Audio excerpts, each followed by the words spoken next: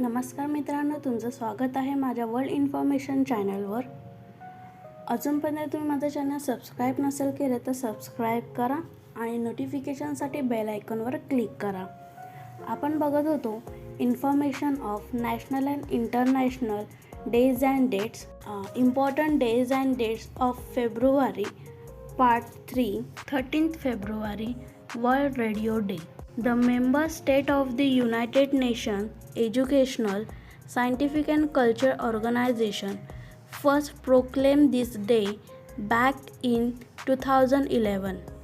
United Nations Educational, Scientific and Culture Organization च्या सदस्य राष्ट्रांनी 2011 मध्ये पहिल्यांदा हा दिवस घोषित केला. It was later adopted by the United Nations General Assembly in 2012 as an international day.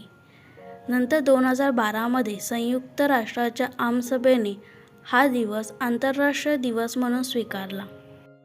Every year, World Radio Day is celebrated on February 13 with an aim to underline the importance of radio. रेडिओचे महत्त्व अधोरेखित करण्याच्या उद्देशाने दरवर्षी 13 February रोजी जागतिक radio दिवस साजरा केला जातो. Even after decades, radio has remained to be one of the oldest, most popular and most widely consumed new mediums.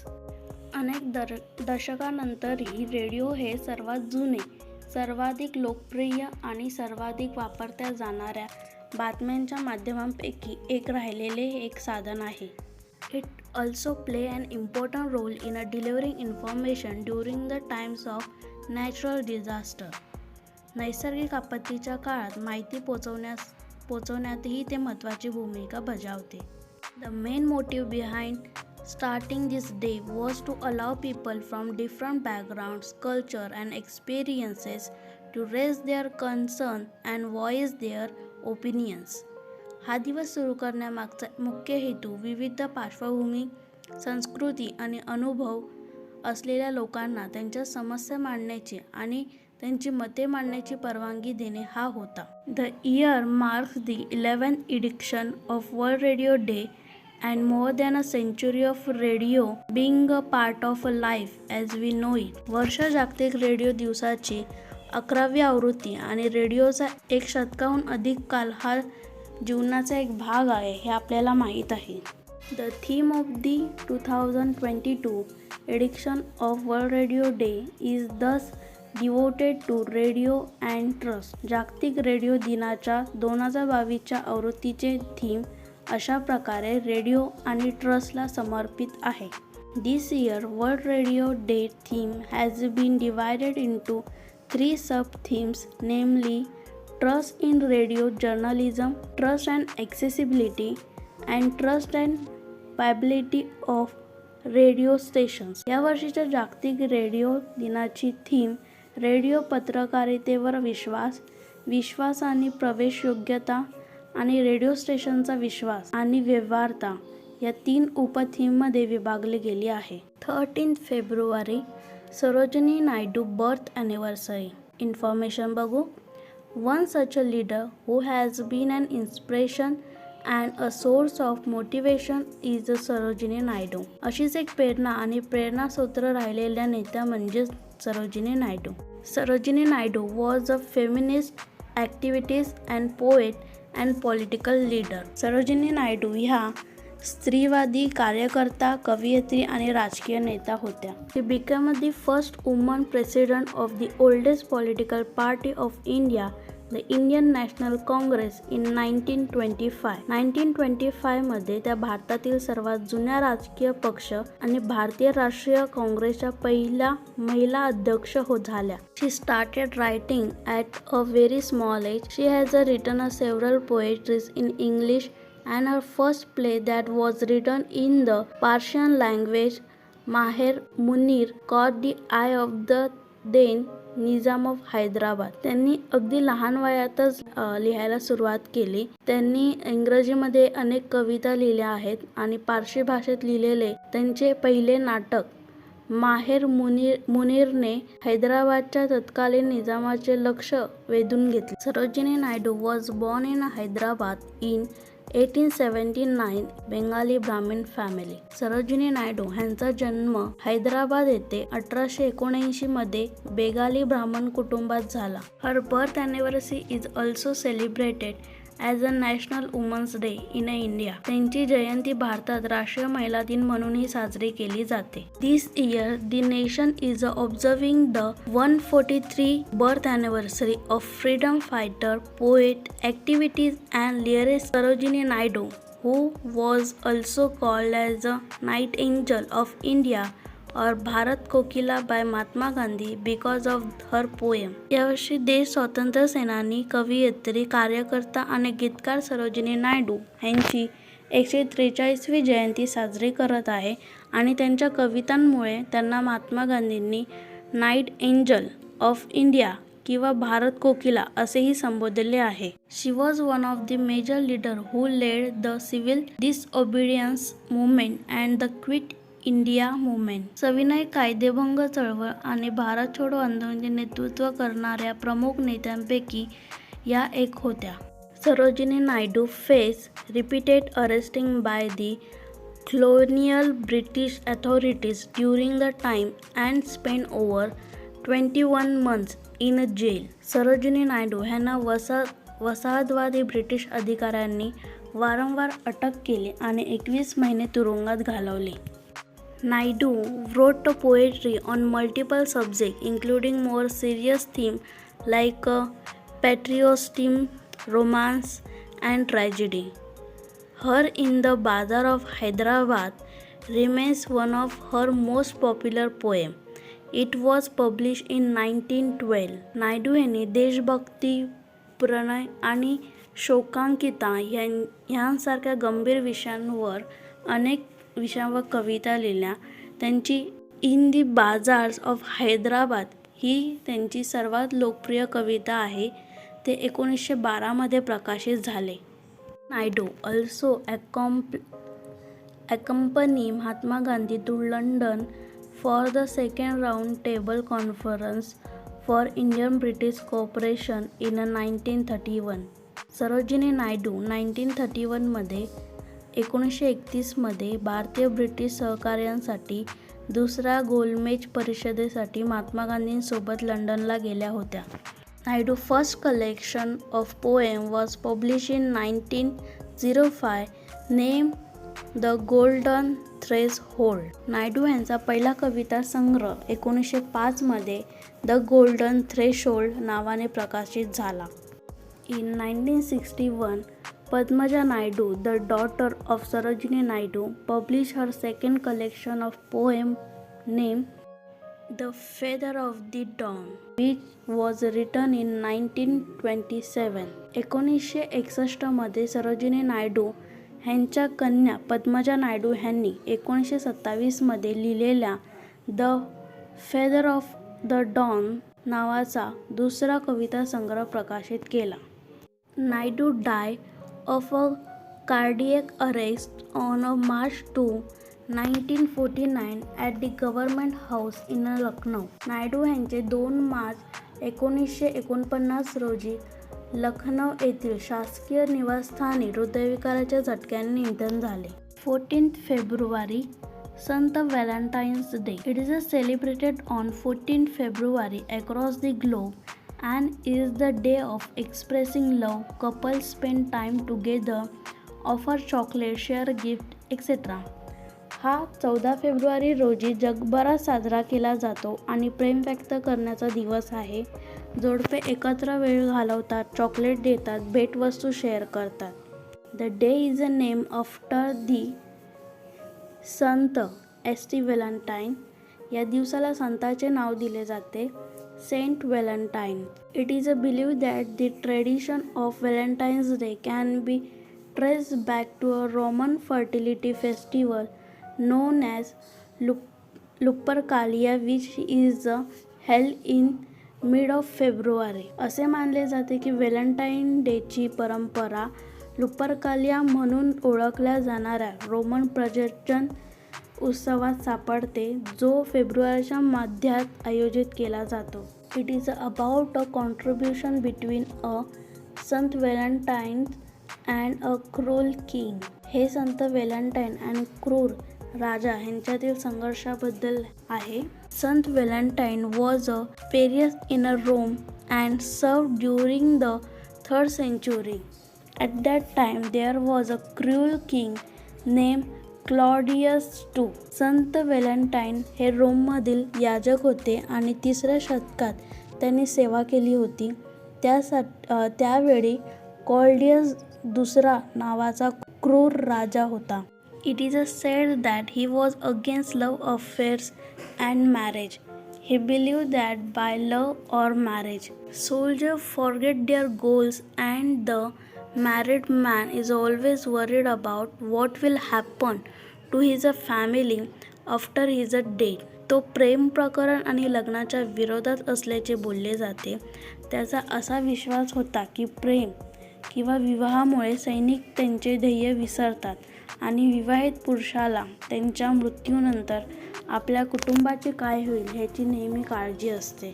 King Claudius announced that no soldier of his kingdom will marry and anyone who did not listen to him will be punished severely.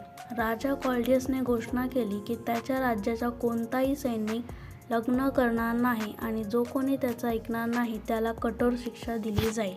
All the soldiers were unhappy with this decision of the king, but there was a saint in Rome named Valentine who did not accept the decision of the king. राजाच्या या निर्णयावर अनेक सैनिक नाराज झाले, पण रोममध्ये Valentine नावाचा एक संत होता ज्याने राजाचा निर्णय मान्य केला नाही. He started marrying the soldier by hiding from the king.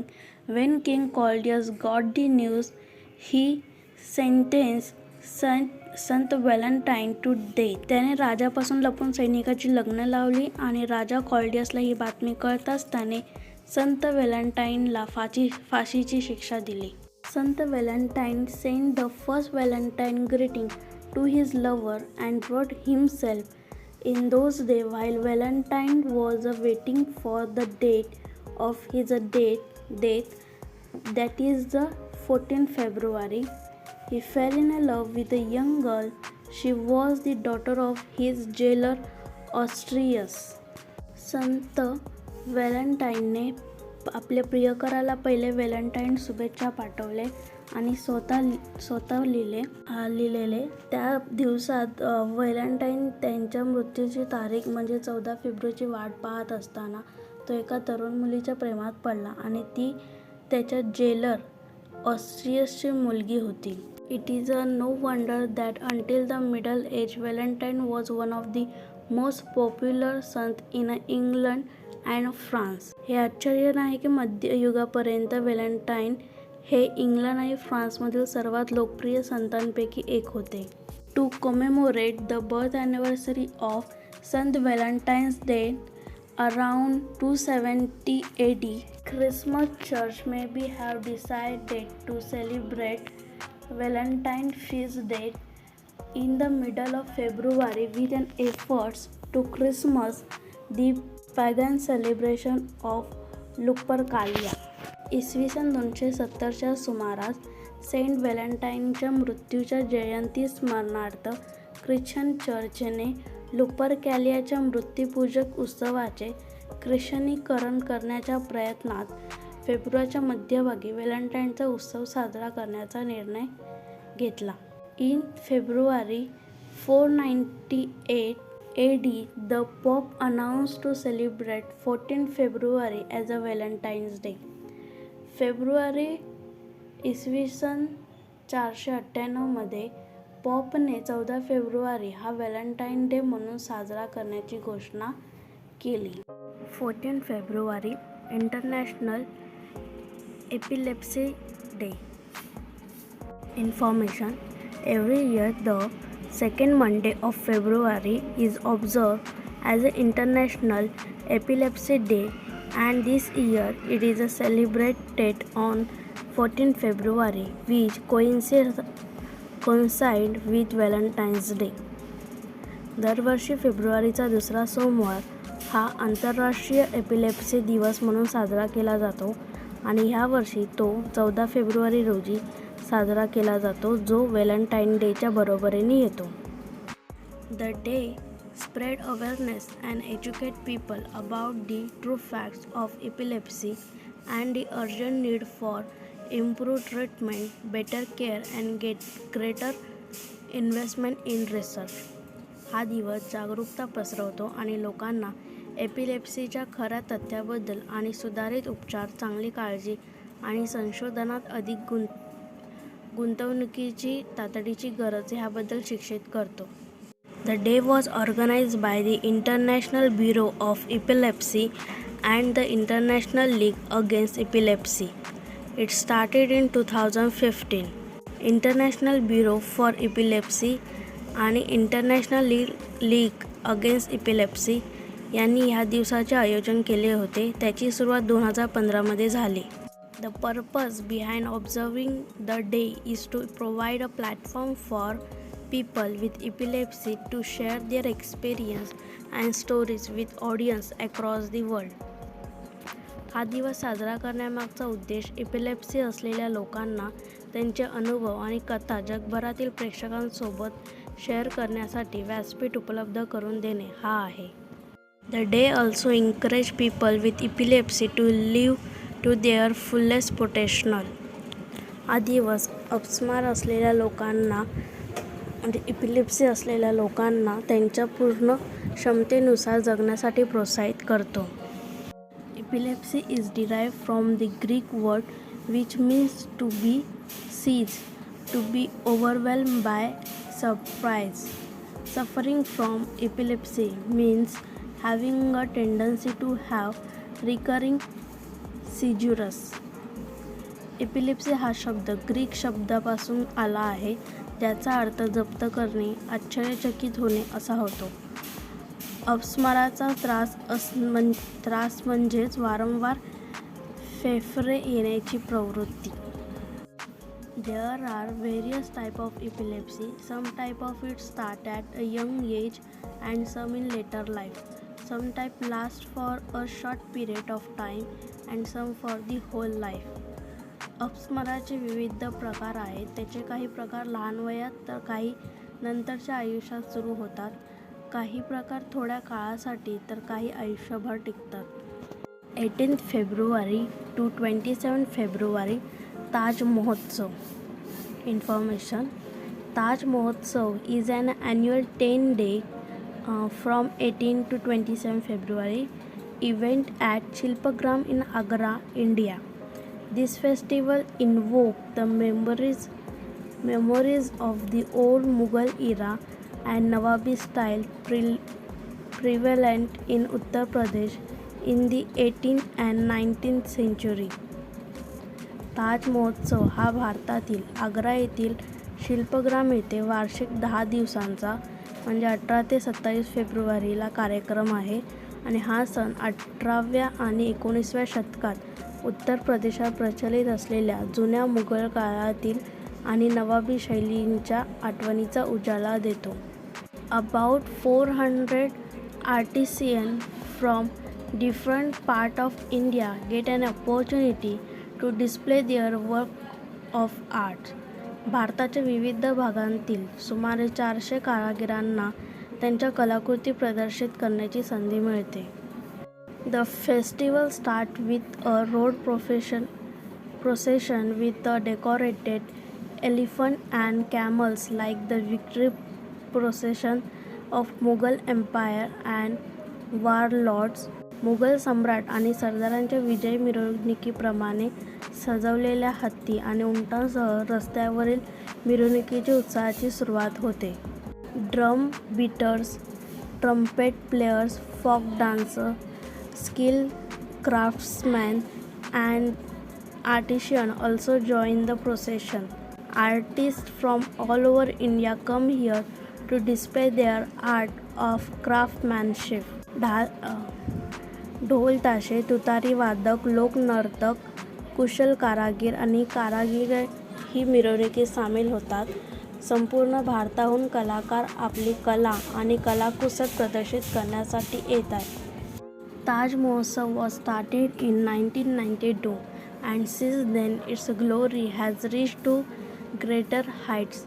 The festival is organized by the Uttar Pradesh Department of Tourism to increase the Indian tourism. ताज महोत्सव 1992मध्ये सुरू झाला आणि तेव्हापासून त्याचे वैभव अधिक उंचीवर पोचले आहे. भारतीय पर्यटन वाढवण्यासाठी उत्तर प्रदेश पर्यटन विभागाने या महोत्सवाचे आयोजन केले आहे. इन ताज महोत्सव, legendary artisans from different parts of the country get an opportunity to display their exquisite work of arts like a wood or stone carving from Tamil Nadu, bamboo or cane work from northeast India, paper mache work from South India and Kashmir, the marble and zardori work from Agra. ताज महोत्सवात देशाच्या विविध भागातील दिग्गज कारागिरांना तमिळनाडूतील लाकूड आणि दगडी कोरीवकाम, ईशान्य भारतातील बांबू किंवा उसाचे काम, दक्षिण भारत आणि काश्मीरमधील पेपर मॅश वर्क यांसारखे उत्कृष्ट कलाकृती प्रदर्शित करण्याची संधी मिळते. आग्रा येथून संगमरवरी आणि जरदोजीचे काम यांना संधी मिळते. This year 10 days celebration theme will be Azadi ke Amrit Mahotsav संग ताज के रंग. यावर्षी 10 दिवसांच्या सेलिब्रेशनची थीम आहे आझादी के अमृत महोत्सव संग ताज के रंग अशी थीम आहे. अ 10 days festival of art and culture, Taj Mahotsav kick off in Agra Shilpagram on March 20 after a gap for 2 years due to the COVID hiatus. The event, which was inaugurated by Chief Secretary of Uttar Pradesh Durga Shankar Mishra, will conclude on March 29. कला आणि संस्कृतीचा 10 दिवसांचा उत्सव ताज महोत्सव कोविडच्या अंतरामुळे 2 वर्षाच्या अंतरानंतर 20 मार्च रोजी आग्राच्या शिल्पग्राममध्ये सुरू झाला. उत्तर प्रदेशचे मुख्य सचिव दुर्गाशंकर मिश्रा यांच्या हस्ते उद्घाटन झालेल्या या कार्यक्रमाचा समारोप 29 मार्च रोजी होणार आहे. 20 February Arunachal Pradesh foundation day. Information. Northern states Mizoram and Arunachal Pradesh celebrate their Fountain Day on February 20 since 1987. उत्तर राज्य मिझोरम आणि अरुणाचल प्रदेश 1987 पासून 20 फेब्रुवारी रोजी त्यांचा स्थापना दिवस साजरा करतात. The Indian government declared this after the 53rd Amendment of Indian Constitution in 1986. 1986 मध्ये भारतीय राज्यघटनेच्या 53व्या दुरुस्तीनंतर भारत सरकारने हे घोषित केले. Arunachal Pradesh is the extreme northern part of the country, which is also known as the land of the rising sun. Arunachal Pradesh हा देशाचा अत्यंत उत्तरेकडील भाग आहे, ज्याला उगवत्या सूर्याची भूमी म्हणूनही ओळखली जाते. The country at the edge of the Himalayas is proud to be called the land of dawn and its elite mountain.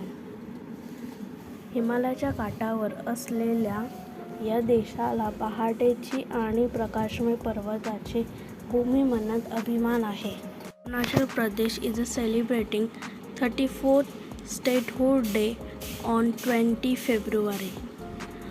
Arunachal Pradesh 20 February रोजी 34वा राज्यत्व दिन साजरा करत आहे. Home minister Amit Shah will be the chief guest of this celebration.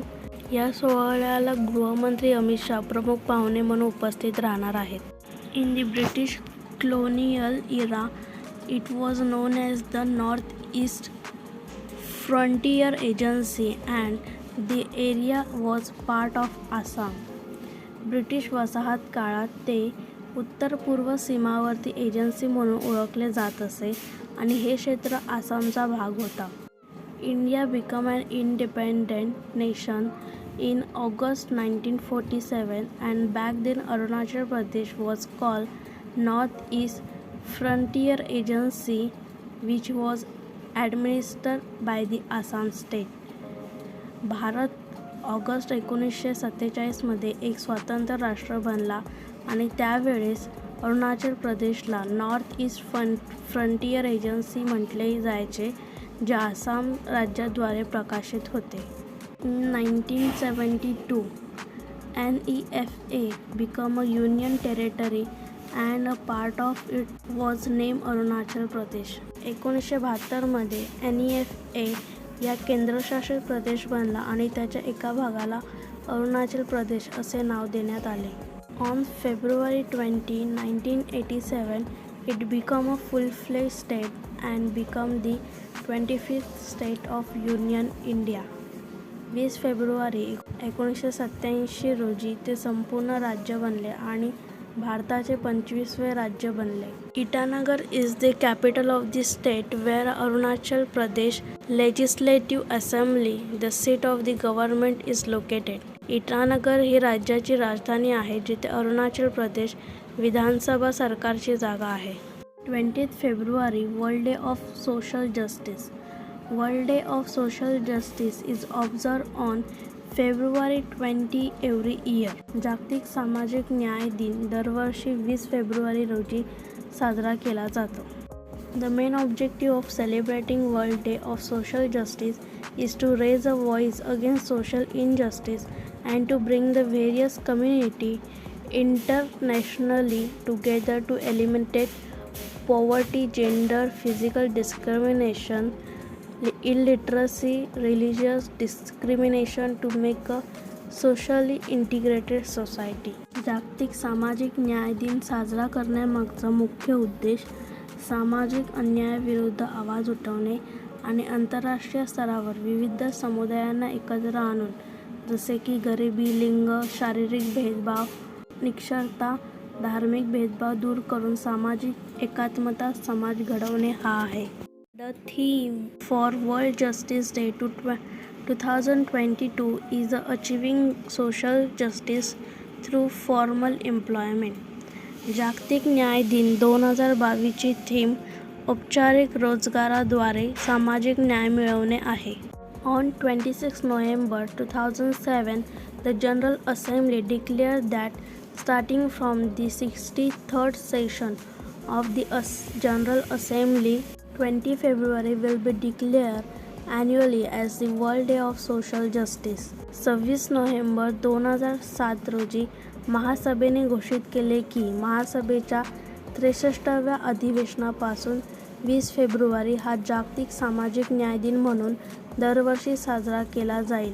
International labour organization unanimously adopted the ILO Declaration on Social Justice for a Fair Globalization on 10 June 2008. International labour ऑर्गनायझेशनने 10 जून 2008 रोजी एक निष्पक्ष जागतिकीकरणासाठी सामाजिक न्यायावरील ILO घोषणापत्र स्वीकारले. This is the third major statement of principle and policies adopted by the International Labour Conference since the ILO Constitution of 1990. ILOच्या 1990च्या संविधानापासून आंतरराष्ट्रीय कामगार परिषदेने स्वीकारलेले तत्त्वे आणि धोरणाचे हे तिसरे मोठे विधान आहे. Thank you for watching my video. मी जानेवारीच्याही व्हिडिओची लिंक डिस्क्रिप्शन बॉक्समध्ये दिलेली आहे आणि फेब्रुवारीच्याही व्हिडिओची लिंक डिस्क्रिप्शन बॉक्समध्ये दिलेली आहे. अजूनपर्यंत तुम्ही माझं चॅनल सबस्क्राईब केलं नसेल तर सबस्क्राईब करा आणि नोटिफिकेशनसाठी बेल आयकॉनवर क्लिक करा.